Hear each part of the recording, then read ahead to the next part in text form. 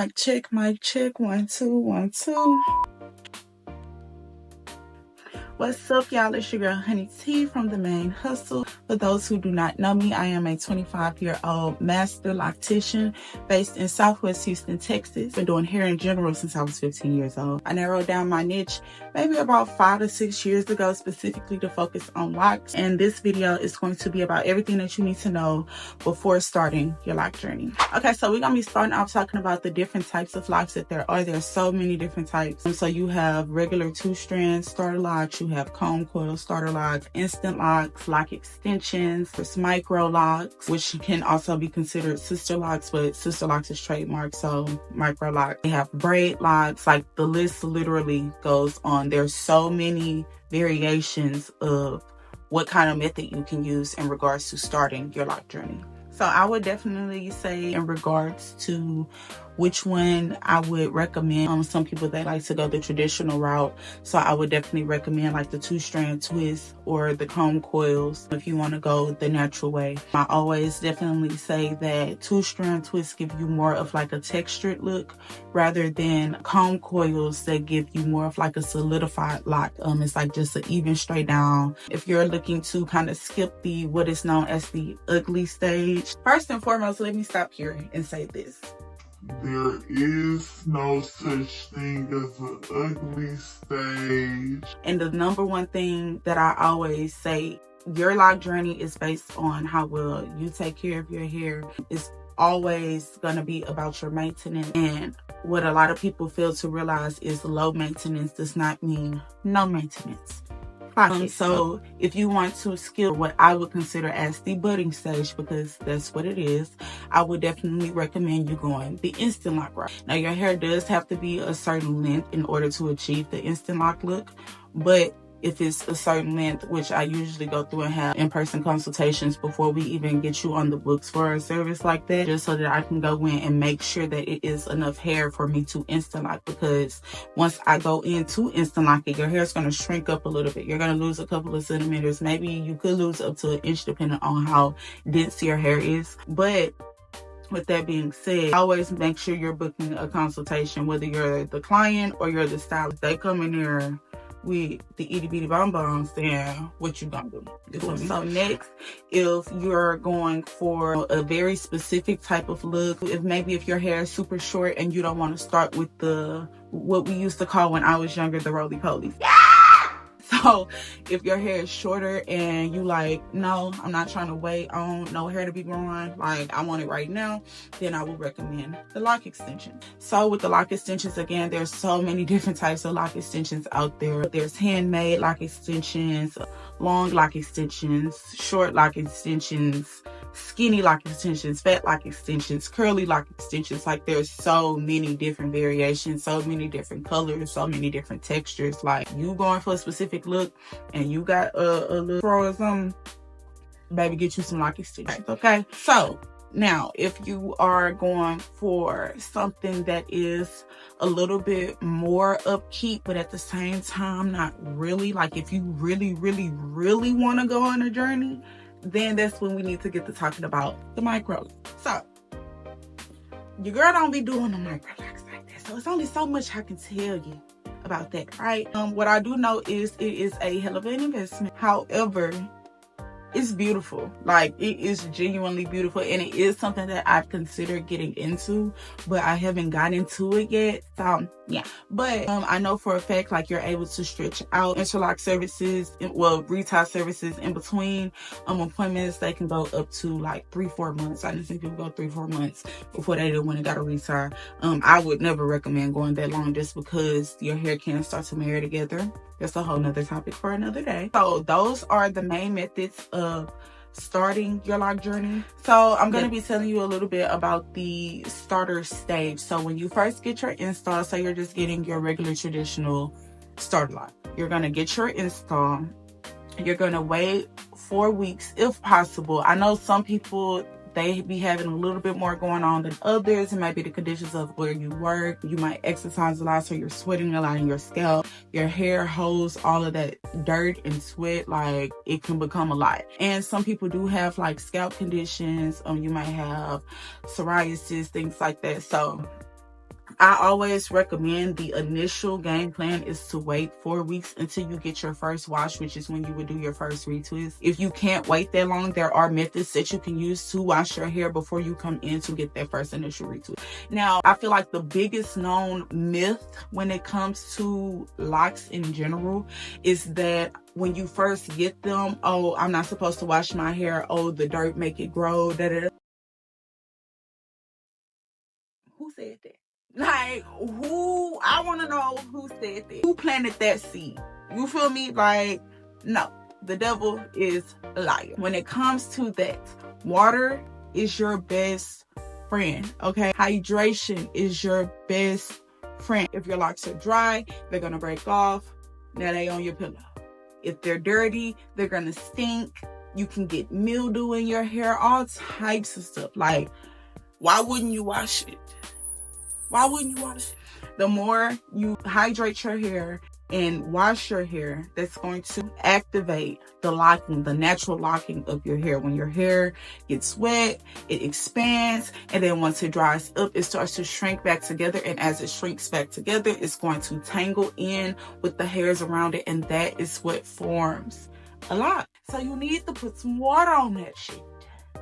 Please, wash it. Okay, so yes, you're gonna wait 4 weeks until you do your initial washing and of course your retwist. Some people like getting styles in the beginning stage. Me personally, I kind of recommend getting a style in the beginning stage just because I feel like it just prolongs your retwist just a little bit longer. I definitely wouldn't recommend anything just super, high intention. I would definitely make sure to, as a stylist, make sure that you're asking your client, like, is this okay? Is it too tight? Is it comfortable? That matters because you don't want them to get home and it's like, damn, I can't fucking sleep. You feel me? So definitely make sure you're communicating with the client, making sure they're comfortable, making sure the hairstyle is comfortable, nothing is too tight, nothing is pulling, because yeah, we do not want traction alopecia.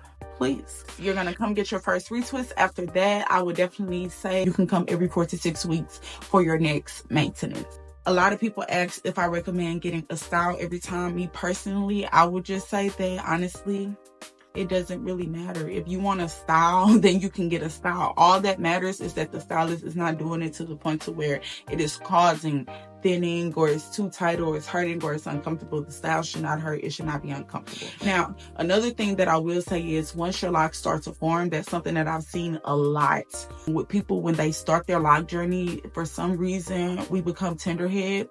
I know that is something like super known throughout the lock community. Once you get locks, baby, you might get a little tenderhead and you might get a little dandruff all of a sudden. Now, me personally, I have not experienced that. Thank you, Jesus.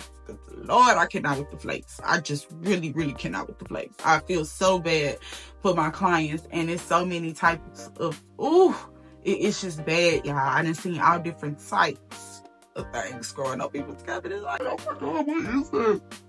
What is that? But I gotta get this shit right. You feel me? I gotta get them together. So, luckily, I have not experienced the dandruff. However, I've been to the head my whole life. So, do with that what you will. This should be hurting, period. Okay, so when it comes to lock maintenance, what people don't tell you, like I said earlier, low maintenance don't mean no maintenance. You have to get your hair maintained. As your hair grows, now granted, you don't want to get your hair retwisted too often just because it doesn't give your natural hair the chance to expand. So if you're constantly doing the retwist, then that's what can give the thinning effect. But you don't want to not get it retwisted at all because that can do more damage than it can do good. And like I said, I understand the concept of not wanting to cause tension, so you just letting it go free. Sounds good. However, in hindsight, the longer you go, that hair is just growing and growing and growing. If it's to the point where you can stick your fingers through your new growth, baby doll, what's going on? What's going on? That is not it. That's not cute. Those are not the vibes. At the end of the day, baby, it's your hair. Do what you want to do. You feel me? I'm just here. I'm here to do what you need me to do. You feel me? However, I always recommend with my clients that like to go longer periods of time without retwisting their hair. When you do come, you're either booking a restoration or you're booking a lock repair or you're booking a lock maintenance. Like maintenance being me going in with the crochet needle and hitting everything that needs to be hit with that needle so that we have something actually going on here. Like I said, you get your hair retwisted when you want to. You definitely need to make sure that you're washing your hair as often as possible, or as often as need to be. Clean scalp is how you flourish. Dirt make it grow is a goddamn lie. Okay, peach, we not doing that. We not one of them over here. We gonna keep it nitty gritty. You feel me? We gonna keep it $1.50, however you want to verbalize it. Okay, dirt does not make it grow. You feel me? You're not a plant. You're a human being. Cleanliness being next to godliness. You have to wash your scalp. And when you are washing your hair, you need to be focusing on your scalp. You can go in and squeeze it, okay? But just rubbing it in the circle, you not benefiting nobody. You not doing nothing for nobody. Damn sure not yourself, okay? You have to squeeze it in so that the soap can penetrate the lock. And it can really get up in there. That's how you keep from getting that funky smell trapped in your hair. So many people, especially people like clients that come to me that have never came to me before, and like you're, well off into your lock journey, and like I can tell when I'm washing your hair. First of all, I can tell what kind of products you're using, and then I can tell if like you're not properly washing your hair. I can tell if you've never had your hair properly washed. And that's the real thing. Most of these hairstylists don't even wash hair. Like, let's really talk about it. However, needless to say, it's a smell that develops. You can get a detox and that will help. But if you don't get that detox to really pull all that gunk out, it's a smell that just embeds into your hair. And that's why, like, oftentimes if people want to cut their locks, like say they have like a super big lock and they want to cut it in half so that it like matches with the rest of their locks. When I went in to cut some of those locks, there is like this horrible mangy looking stuff on the inside of the lock from where we cut it. But that's what creates that smell, because you're not properly cleaning your hair. You dig? So wash your hair, squeeze as you're washing. Suds, you're focusing on your scalp. You feel me? Focus on that scalp. When it comes to the actual lock shaft, squeeze with the soap so that the soap can penetrate. And then when you rinse your scalp. You should still be massaging your scalp as you're rinsing, just to be able to lift up anything that is still on the scalp, but it's also rinsing as well. So if you're lifting up anything that is still trapped on the scalp, then as you're rinsing it, it's just flowing off. Okay, and then you're going to rinse the locks, and you're still going to be squeezing the locks so that you can get any soap that's still inside the lock. You want to squeeze that out. You don't want to keep soap harvested in your locks either. Again, this isn't helping anybody. All right. Okay, so now let's really get into the good stuff. Some of the pros of having locks is how fast my hair has grown. My hair has literally grown like ridiculous. Like, my hair has never been this long. Let's really talk about it. And even when I started my locks, like, my locks were shoulder. And just within a year, we sitting on the tip. You feel me? Like what we talked about. Definitely the growth. And I feel like it's just a matter of, letting your hair actually breathe. We're constantly doing braids and wigs and twists and all this product just gunked up on our scalp, and all these different caniculons and bundles and thread and nets and protective all of this shit. Just all the hair want to do is breathe. Snatching out your goddamn edges. For what? Why are we doing that? I feel like the aspect of, actually having to nurture my hair, but at the same time, the concept of being able to kind of leave it alone. Granted, I do, of course, still have to maintain it, but it's low maintenance, And like I said, low maintenance does not mean no maintenance. Again, things that people get it misconstrued. Definitely the aspect of how much my hair has grown, like, that has been the shocker. I feel like for so long my hair was like, my growth was just stunned. Like, it was just It wasn't doing anything. My hair was the same length. It felt like for the long. And two, I really feel like with it being the aspect of me wearing like weaves and stuff for so long, like I said, I've been doing hair 10 years, but I've been doing it since I was 15 years old. So 10, almost 11 years I've been doing hair. I really do feel like that kind of played an effect on the mental, just a tad, because I never wore my real hair. Ever. It was very rare. I might do me a little slick back, and that might be to get me through 1 or 2 days. I hardly ever wore my real hair. And it was to the point where it's like, I don't have no hair, I'm bald head, da da da da. And like my mom would wash my hair for me, and it's like, girl, what the hell are you talking about? Like, your hair is literally down the garbage disposal. And it's like, damn, for real? And she like, yes, like, you're not bald head. You need to stop saying that. And it's like, I don't know. And she like, why you don't wear your hair? Like, your curl pattern is beautiful, da da da da. Because it actually was. Like, it really, really was. I'm telling you, the bundles, the Malaysian and the Indian and the Brazilians, baby, had me in a chokehold, and I was not, like, it wasn't giving if it wasn't that. But it's like, what makes that better than the hair that's growing out of my scalp? What makes that better than the crown that God blessed me with? You feel me? Spent so much money on hair. That's a whole nother conversation for another. We're not doing that. But still, I feel like I had like hair dysmorphia, and it is a really real thing. Even once I did start my journey with my 2 strands, it's like my hair was long, and it's like, damn. Now granted, I did want my hair to be a certain length before I started, but it was like, still, like, damn, my hair is actually really long. Like, what the fuck? I kind of could have been started my journey, but I'm around this bitch like, I'm bald head, I ain't got no hair, and I got a head full of hair. What's really going on? So yes, I definitely will feel like the confidence that has come with me starting my life journey as well, like, that is probably the most beautiful thing of it all. Like, I've never felt prettier. Like, you cannot tell me I'm not a baddie. Like, it's growing out the scalp. This is the real deal Holyfield. You feel me? And there's so many like styles that you can do. It's so versatile. Like, people feel like, oh, you can only do such and such, baby. They doing any and everything. Even with my viral curly ends, like, I did this. Nobody has ever thought to use the method that I used to achieve this look. Most people with the curly ends, they will get lock extensions. You don't have to do that now because I created a method. And I love the fact. And the girls on TikTok, the TikTok girlies, oh my God, they are giving me my flowers. It just really, really, really feels good. It really, really, really feels good to make such a pivotal impact on the culture. Like, I'm really a part of history, whether y'all want to give me my flowers or not. Like, I really, really did that. And I'm very, very proud to be such a trendsetter. And like, yeah, I did that. All right.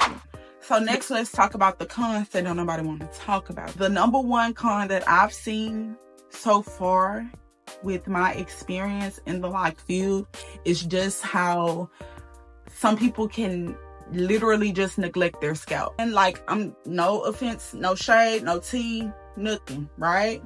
I am not a very big fan of like freeform locks.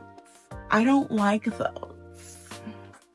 I can't just, you feel me, leave them out of the conversation, but I just feel like there's so much that comes into having freeform locks. I did someone's freeforms not too long ago. He wanted to go from freeforms to traditional locks. Now, just give you a little backstory on this, right? From the pictures, and then even when he came into the salon, like, it did not look like it was that bad. Right? I start off by, of course, giving him a washer. Then I'm gonna set him under the dryer so that I can do him a deep conditioning real quick to soften up his locks, right? So I'm going in. I didn't wash his hair or whatever. Cool. I didn't put the conditioner all over his hair. I set him under the dryer. Great. He's under the dryer for maybe about 25-30 minutes. I come in to rinse out the conditioner, but as I'm doing it, like, my dry had longer nails at the time. So as I'm going in to wash his hair, I'm like, I don't feel scalp. You know, like, this, I know his scalp don't feel like this. Like, it's something wasn't sitting right in my spirit.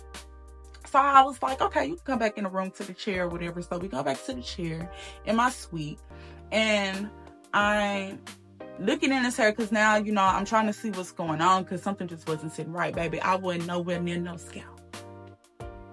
I wasn't nowhere near no scalp. It was like a quarter pounder worth of hair just matted. Just matted the hell up. And it's like, oh, we acting like that. Okay. So I went in with my handy dandy scissors. And I got to chopping the fuck away because what the hell? Literally, like, I did a video and you could literally see as I'm going in, and it's, of course the video is sped up, but as I'm going in, I'm just chopping away, just it was scissor hands, right? You can just see the mountain of matted hair just going down.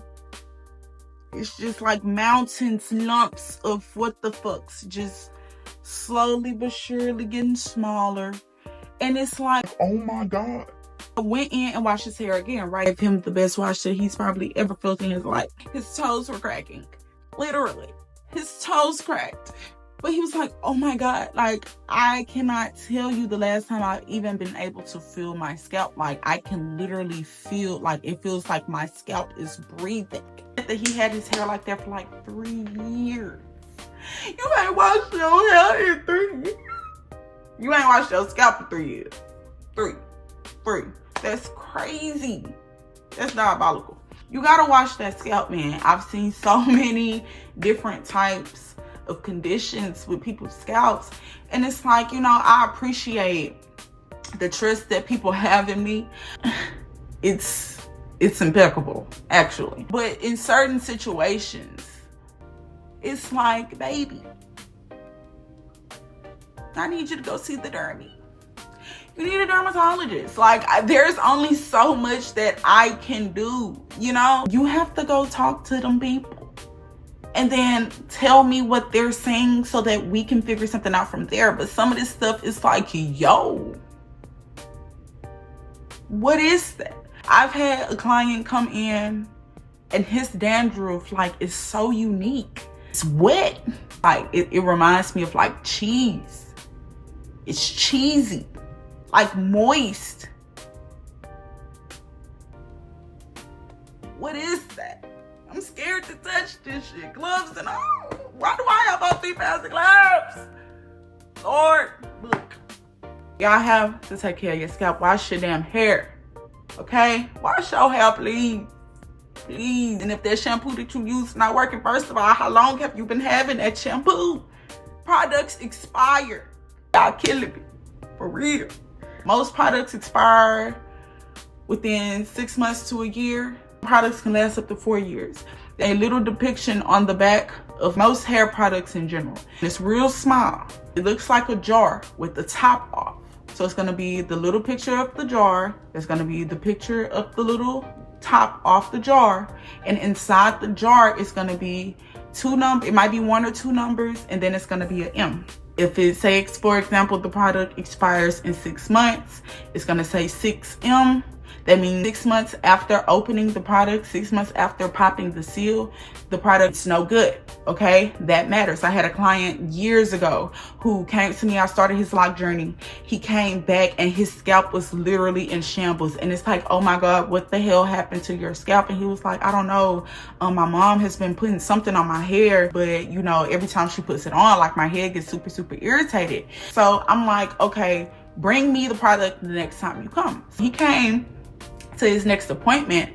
His scalp was even worse, and he brought the product, and the product was indeed expired. So please, please, please, please make sure you're not using expired products, and make sure you're using products that actually work for your hair. Products are not one size fits all. Everything does not work for everybody, okay? So let's knock out some common myths about LOCs. First and foremost, LOCs don't make you look dirty. Dirt does not make your LOCs grow. LOCs do not prevent your LOCs from growing. LOCs are not unprofessional. Just because you start your LOC journey don't mean that you're spiritual or you some Rastafarian. And you don't have to listen to what everybody says. I feel like the LOC community can be very, very, very intimidating for no reason, for some reason.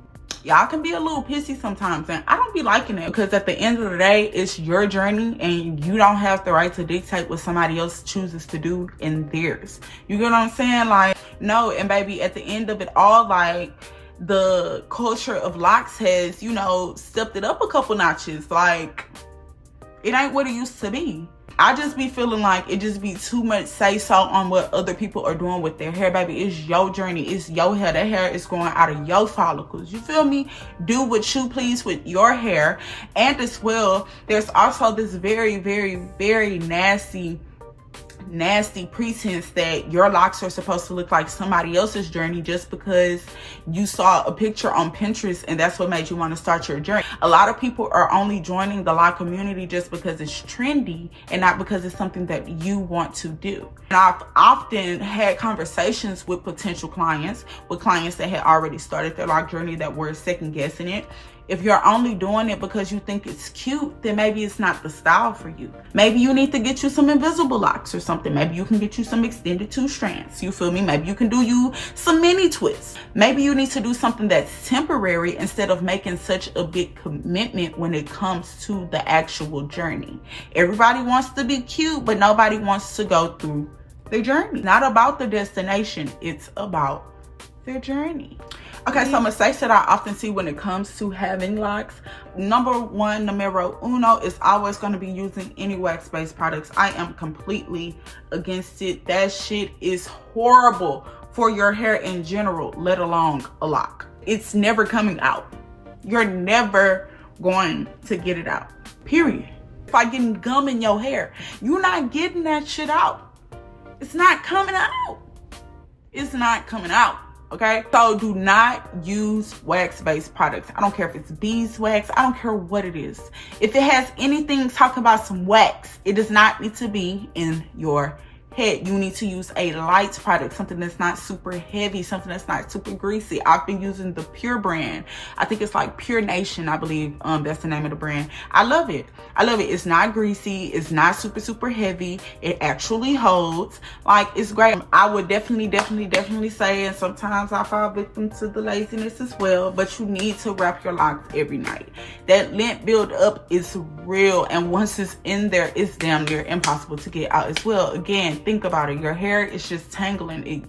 Locks are just individual tangles, clumps of individual tangles. So if that lint gets into your locks, it's gonna slither up in there and it's gonna lock right the fuck in place. And how are you gonna get that out? You can sit up and nitpick all day, as long as your little heart desires, you're never gonna get it out. You will be surprised at how quick lint builds up in your hair. And the only way that you can even half-ass camouflage it is if you are to dye your hair, like dye the lint. You have to dye the lint. This shit is in your hair forever. Don't do it. Don't do it. Don't do it. Don't do it. Don't do it. My advice to you all after years of being a loctician, I would definitely just say, bro, embrace your journey. Emphasis on your. Nobody out here you. Can't nobody out here be like you. Can't nobody be you better than you. And that is the same thing when it comes to your hair. Stop comparing your journey to other people's journey. Be proud of your journey. Walk confidently in your own journey and watch how better you feel about yourself. Watch how your confidence shoots through the roof. I would definitely also say make sure you're investing in good products. Make sure you're investing in a good loctician. That part is so important as well. I know a lot of people can get turned off, even for example like my price. I've had so many of my clients tell me that, girl, you need to go up. Like, you need to go up so many times throughout the years, to the point where it's like, okay, maybe I do need to go up a little bit, you know, especially considering that this is something that I specialize in. But I know for a fact, you know, you might not be within everybody's price range, and that's fine. However, I understand Pookie doing retwist style, and she'll bend you over the sink and wash it down for $35, and you sit on the porch in between the legs, she gonna twist you up. However, Pookie using Ajax to wash your hair, using beeswax to do your retwist, Pookie ain't even parting this shit. You got BB on the back of your neck now. What's going on? So I would definitely just say invest in your crown. You will feel so much better, and there's nothing like getting a nice good shampoo at the salon. Like, there's nothing like it, especially with these hands, baby. These hands work wonders. Okay, I'm talking about put you to sleep. I told you I made this toast, girl. Definitely invest in you a good loctician if you're doing your maintenance at home. Make sure you're investing in good products, good tools. Like, yes, that matters. Don't just put any and everything in your hair. You should not be washing your hair with white rain. Like, stop doing things that don't equate to good results. Like, stop, please. All right, y'all, so if y'all like this video, if this video helped you in any way, don't forget to like, comment, and subscribe. Drop any of your like questions down in the comments. I will try my best to reply to all of them. And if you're located in the Houston area or even surrounding areas, I'm located in Southwest Houston, Texas, about 10 minutes from the Galleria. I look forward to seeing all of you in my chair and in my comments. And that's it, y'all. Y'all have a blessed one. Bye.